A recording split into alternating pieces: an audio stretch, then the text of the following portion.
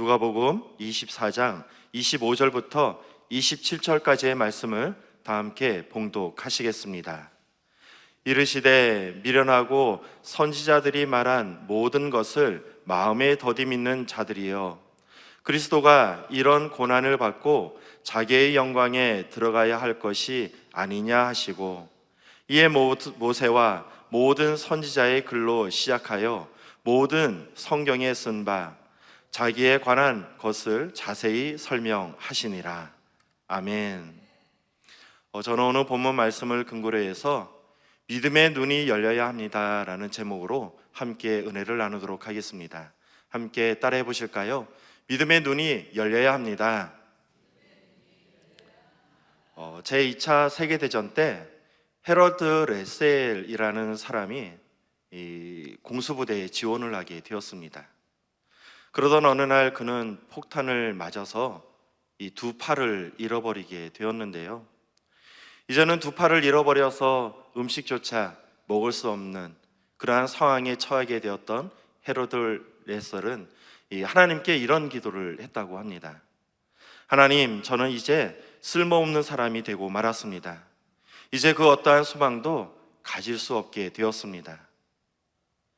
그때 하나님께서는 이 헤로드 레셀에게 이런 이야기를 들려주셨다고 합니다. 그래도 너에게는 잃은 것보다 얻은 것이 많지 않느냐. 그 이야기를 들었던 헤로드 레셀은 이 두 눈을 감고 이 생각에 잠기게 되었는데요. 그리고 나서 이 폭탄이 떨어지는 과정 가운데 이 자신이 생명을 구할 수 있는 것과 또 앞을 볼 수 있는 두 눈을 가진 것, 그리고 소리를 들을 수 있는 이 두 귀가 멀쩡하게 있는 것, 그리고 어디든 갈 수 있는 두 다리가 있다라는 것을 깨닫게 되었습니다. 실제로 잃은 것보다 얻은 것이 훨씬 더 많다라는 것을 깨닫게 되었던 이 헤로드 레셀은 이 생각을 바꾸기 시작을 했는데요. 그래서 의사에게 이 두 팔을 사용할 수 있게끔 의수를 만들어 달라고 요청을 하게 되었습니다. 자, 이 헤로드 레셀은 이 의수를 통해서 열심히 노력을 해가지고 이제는 이 의수를 통해서 글도 쓸 수 있게 되었고 타자도 칠 수 있게 되었다고 합니다. 그리고 이 헤로드 레셀은 이 자신이 경험했던 이러한 일들을 글로 기록하게 되었는데요. 그것이 무엇이냐면 바로 우리 생애 최고의 해라는 이 책이 발간하게 되었습니다. 자, 이 책이 세상에 나오자마자 이 책은 베스트셀러가 되었습니다. 영화 관련 업종에 있는 사람들이 헤로드 레셀에게 다가가서 이 책으로 영화를 만들어 보자 제안을 하게 되었고요. 그리고 헤로드 레셀은 그 영화의 주인공이 되어 이 배우로서 아카데미 주연상을 얻는 이 그러한 영예를 얻게 되었습니다. 자, 여러분, 이 절대절망의 위기 가운데 헤로드 레셀은 잃은 것보다 얻은 것을 먼저 생각하게 되었습니다. 그리고 나서 그의 인생이 새롭게 변화되었다라는 것입니다. 자, 어느 날 기자가 와서 헤로드 레셀에게 이것을 물어보았다고 합니다. 당신은 그 장애가 당신을 절망하게 만든 적은 없었습니까? 그 이야기를 들었던 헤로드 레셀은 이렇게 대답했다고 하는데요. 아닙니다. 나의 육적인 이러한 장애는 도리어 큰 축복이 되었습니다. 그러므로 여러분들도 잃어버린 것보다는 하나님께서 주신 축복들을 먼저 생각하며 생각해 보시기 바랍니다. 하나님께서 베풀으신 은혜에 감사하고 또 그것을 기쁨으로 사용하며 나아갔을 때 하나님께서는 잃은 것보다 더 큰 축복을 여러분 삶 가운데 허락해 주실 것입니다. 사랑하는 성도 여러분, 전쟁이란 큰 위기 속에서 이 헤로드 레셀이라는 사람은 두 팔을 잃어버리게 되었습니다. 그로 인해서 이 절대절망의 순간 가운데 이제는 더 이상 소망도 가질 수 없는 이러한 분위기 가운데서 실패자의 삶을 살아갈 수밖에 없었습니다. 하지만 잃은 것보다 남겨진 것에 이 생각을 바꾸며 살아갔을 때 그는 새로운 것을 발견하게 되었고 그것을 통해서 이 전혀 새로운 인생을 살아가게 되는 것을 볼 수 있습니다. 그러므로 우리도 이 환경 가운데 낙심을 가지며 살아가는 것이 아니라 생각을 전환해서 우리에게 남겨진 것, 하나님께서 베풀어 주신 것에 관심을 가지고 또 집중하면서 그러한 인생을 살아가야 될 줄 믿습니다. 자, 그렇다면 우리는 어떻게 이러한 환경을 뛰어넘어서 긍정적인 삶을 살아갈 수 있는 것일까요? 오늘 말씀을 통해서 함께 알아보도록 하겠습니다.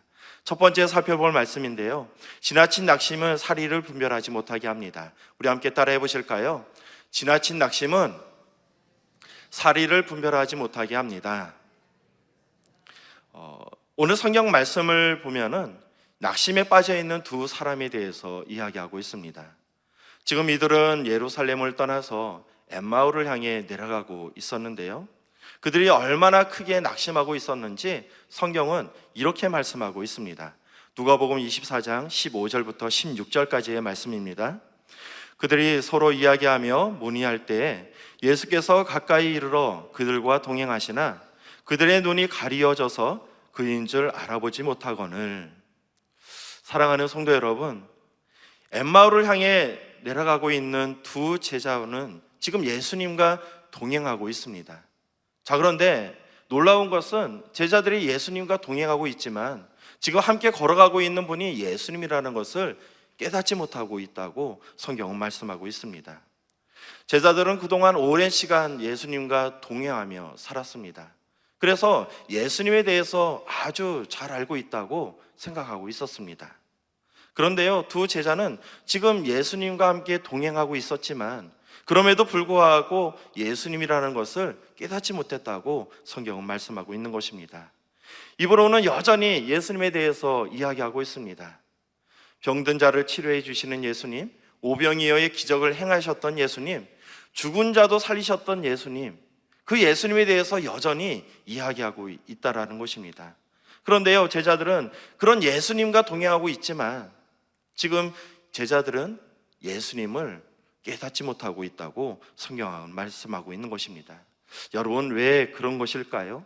오늘 성경 말씀을 살펴보니까 그들의 두 눈이 가리어져서 예수님을 바라보지 못했다고 성경은 말씀하고 있습니다. 맞습니다, 여러분. 낙심이라는 것은 무엇이냐면은 우리의 두 눈을 가려서 사리를 분별하지 못하게 만드는 것입니다.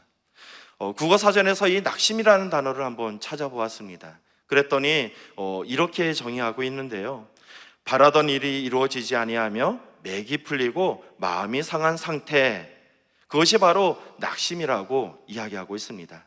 즉, 간절한 기도 제목이 있었는데, 간절히 바라는 것이 있었는데 그것이 내 뜻대로 이루어지지 않았을 때 우리 마음 가운데 낙심이 들게 된다는 것입니다. 자, 우리 또한 마찬가지인 것 같습니다. 우리도 한 기도 제목을 가지고 열심히 기도합니다. 자, 그런데 그 기도에 응답이 없거나 내가 원하는 대로 방향이 흘러가지 않았을 때 우리는 그 가운데서 낙심을 가지게 된다는 것입니다. 자, 그렇다면 우리는 어떻게 이러한 낙심들을 극복할 수 있는 것일까요? 두 번째 살펴볼 말씀인데요, 믿음의 본질을 깨달아야 합니다. 함께 따라해 보실까요? 믿음의 본질을 깨달아야 합니다. 자, 두 제자는 지금 오랜 시간 예수님과 동행하며 살았습니다. 하지만 정작 예수님께서 이 땅에 왜 오셨는지, 그리고 이 땅에서 어떠한 일을 감당하고 계시는지 그것에 대해서 관심을 갖지 않았다라는 것입니다. 자, 누가복음 24장 19절 하반절부터 21절 상반절까지의 말씀인데요, 함께 살펴보도록 하겠습니다. 나사렛 예수의 일이니 그는 하나님과 모든 백성 앞에서 말과 일에 능하신 선지자이거늘 우리 대제사장들과 관리들이 사형 판결에 넘겨주어 십자가에 못 박았느니라. 우리는 이 사람이 이스라엘을 속량할 자라 바랐노라. 제자들은 그동안 예수님과 동행하면서 수많은 기적들을 체험하며 예수님을 동행했습니다. 병든 자를 치료해 주시는 예수님, 오병이어의 기적을 행하시는 예수님, 죽은 자마저 살리시는 예수님을 두 눈으로 목격하면서 예수님을 따르게 되었다라는 것입니다. 그런 예수님을 바라보면서 이분이야말로 이스라엘의 왕이 되실 분이다, 그들은 그런 생각을 하게 되었다라는 것입니다. 이 세상에서 장차 왕이 되실 예수님, 그 예수님과 동행하고 있는 제자들에게 한 가지 소원이 있었는데요, 그것은 무엇이었냐면은 그 예수님이 이스라엘의 왕이 되었을 때 우리 또한 한 자리를 차지하지 않을까, 그러한 소망을 가지게 되었다라는 것입니다. 그래서 이제는 행복한 삶을 살아가겠다, 그러한 생각을 하게 되었습니다. 자, 누가복음 22장 24절 말씀입니다. 또 그들 사이에 그 중에 누가 크냐 하는 다툼이 일어난지라. 자, 그런데요, 우리 예수님께서 어느 날 로마 군병들에게 잡혀가게 되었습니다. 그리고 아무런 저항도 하지 못한 채 아주 무능력하게 십자가에 못 박혀 죽음을 맞이하게 되었습니다. 여러분, 이 기대감을 가지고 있었던 제자들, 그 예수님의 죽음을 목격하고 나서 그들 마음 가운데 어떤 마음이 들게 되었을까요? 기대감이 컸던 만큼 실망감마저 컸을 것 같습니다. 바라던 일이 이루어지지 않고 자신들이 원하던 방향대로 이 모든 것들이 이루어지지 않다 보니 그들 마음 가운데 낙심이 들게 되었다는 것입니다. 그로 인해서 그들은 이제는 모든 것을 포기한 채 예루살렘을 떠나서 엠마오를 향해 내려가고 있었다고 성경은 말씀하고 있는 것입니다. 자, 우리 또한 이러한 생각이 들 때가 있습니다. 자, 문제를 통해서 하나님을 바라보게 됩니다. 그리고 기도를 통해서 살아 역사하시는 하나님을 체험하게 됩니다. 기도하고 응답받고 이러면서 우리는 하나님을 바라보게 됩니다. 어떻게 하나님을 바라보느냐? 내 관점에서 하나님을 바라보게 된다는 것입니다. 그러다 보니 어느 날 어느덧 이 하나님은 내 문제를 해결해 주시는 신으로 전락하고 맙니다. 그런 하나님을 바라보면서 기도를 하게 되는데요, 내가 기도했던 대로 응답이 없거나 원하는 대로 이루어지지 않았을 때 우리 마음 가운데 낙심이 들게 된다는 것입니다. 자, 그런데 우리가 기억해야 할 것이 있습니다. 우리 예수님께서 이 땅에 오셨던 목적은 우리가 이 세상에서 잘 먹고 잘 살기 위해서, 그것을 도와주기 위해서 이 땅에 오신 것이 아니다라는 것입니다. 예수님께서는 이 땅에 오신 목적이 있는데요, 자, 그렇다면 예수님께서는 이 땅에 왜 오신 것일까요? 자, 마지막으로 살펴볼 말씀인데요, 사명의 자리로 돌아가야 합니다. 우리 함께 따라해 보실까요? 사명의 자리로 돌아가야 합니다. 자, 예수님은 이렇게 낙심에 빠져 있는 제자들을 바라보면서 그들에게 아주 상세하게 설명해 주십니다. 누가복음 24장 25절부터 27절까지의 말씀입니다. 이르시되 미련하고 선지자들이 말한 모든 것을 마음에 더디 믿는 자들이여, 그리스도가 이런 고난을 받고 자기의 영광에 들어가야 할 것이 아니냐 하시고, 이에 모세와 모든 선지자의 글로 시작하여 모든 성경에 쓴 바 자기에 관한 것을 자세히 설명하시니라. 예수님은 모세와 선지자들의 글을 통해 가지고 이 땅에 당신이 왜 오셨는지, 그리고 어떤 일들을 감당하시는지에 대해서 아주 상세하게 설명해 주셨습니다. 예수님의 그 말씀을 들었던 제자들, 그들은 그제서야 예수님께서 이 땅에 왜 오셨는지, 그리고 어떤 사역을 감당하시는지 그것에 대해서 깨달음을 얻게 되었습니다. 자, 그렇다면 사랑하는 성도 여러분, 우리 예수님께서는 이 땅에 왜 오신 것일까요? 그리고 무슨 일을 감당하시는 것일까요? 요한복음 3장 17절 말씀입니다. 하나님이 그 아들을 세상에 보내신 것은 세상을 심판하려 하심이 아니요 그로 말미암아 세상이 구원을 받게 하려 하심이라. 맞습니다. 예수님께서 이 땅에 오신 목적은 저와 여러분을, 그리고 이 세상을 구원하시기 위해서 이 땅에 오셨다라는 것입니다. 자, 우리는 심판받아야 마땅할 죄인입니다. 그런 우리를 살리기 위해서 우리들의 모든 죄를 жил어지시고 십자가의 죽음을 결단하셨습니다.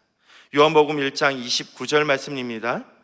이튿날 요한이 예수께서 자기에게 나오심을 보고 이르시되 보라, 세상 죄를 지고 가는 하나님의 어린 양이로다.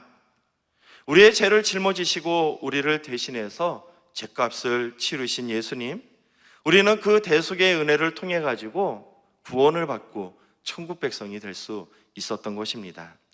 사랑하는 성도 여러분, 우리는 하나님께서 우리를 왜 선택하시고 우리를 왜 구원해 주셨는지 그것에 대해서 깨달아야 하는 것입니다. 자, 엠마오를 향해 내려가고 있는 두 제자. 이 두 제자는 분명 예수님께서 선택하시고 부르셔서 제자로 삼으신 분들입니다. 자, 그런데 왜 예수님께서는 그 두 제자를 부르셨을까요? 단지 세상에서 잘 먹고 잘 살아라, 그러기 위해서 나와 함께 가자, 예수님께서는 두 제자를 부르셨던 것일까요? 그렇지 않습니다. 마가복음 1장 17절 말씀인데요, 우리 함께 살펴보도록 하겠습니다.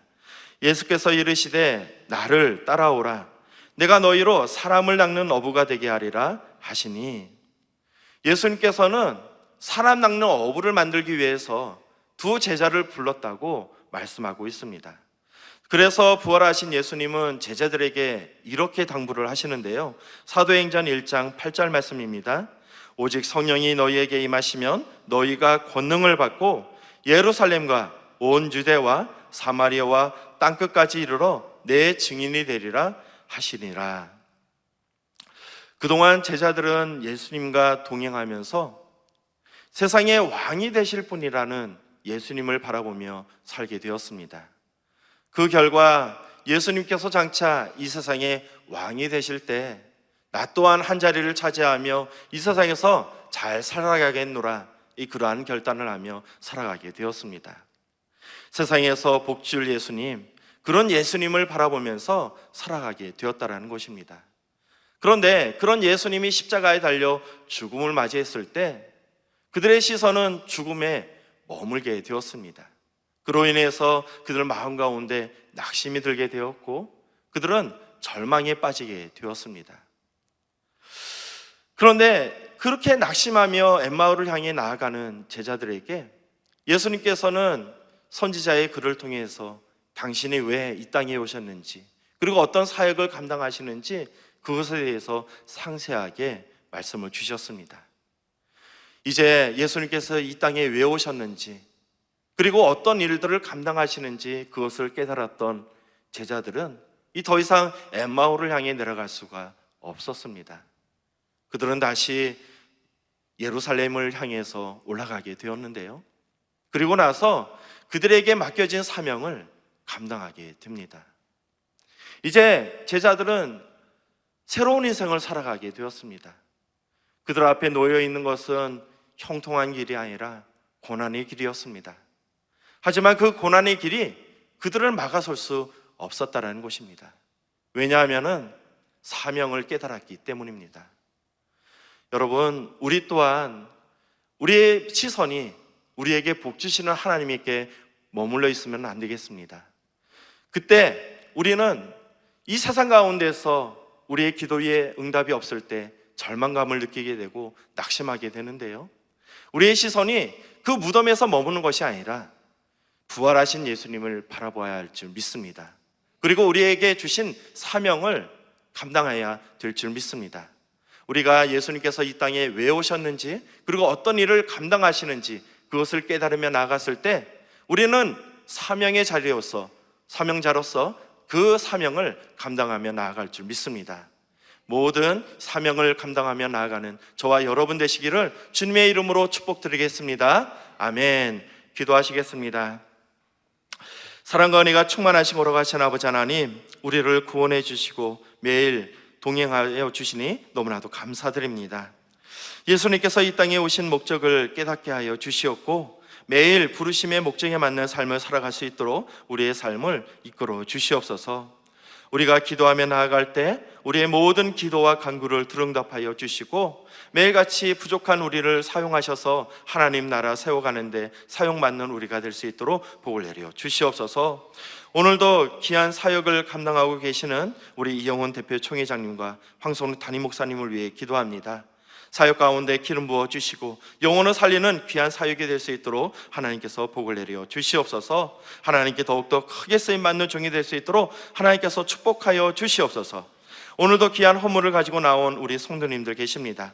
모든 예물을 올려드리는 손길 가운데 만복의 복을 더하여 주시옵고 오늘도 새벽을 깨워 예배 올려드린 모든 성도님들 또 삶 가운데 함께하여 주셔서 사명자로서 귀하게 쓰임받는 우리가 될 수 있도록 복을 내려 주시옵소서.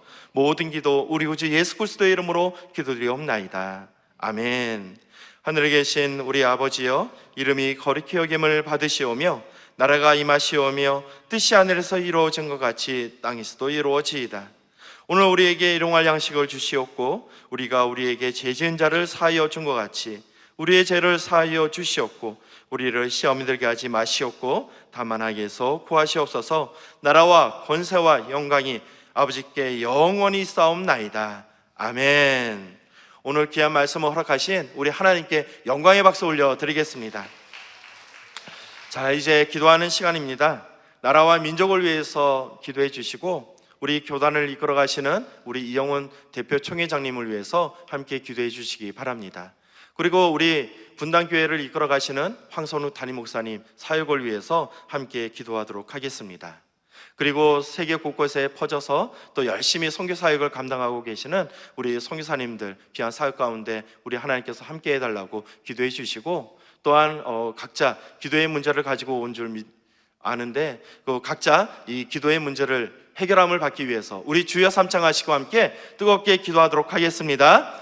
주여, 주여, 주여.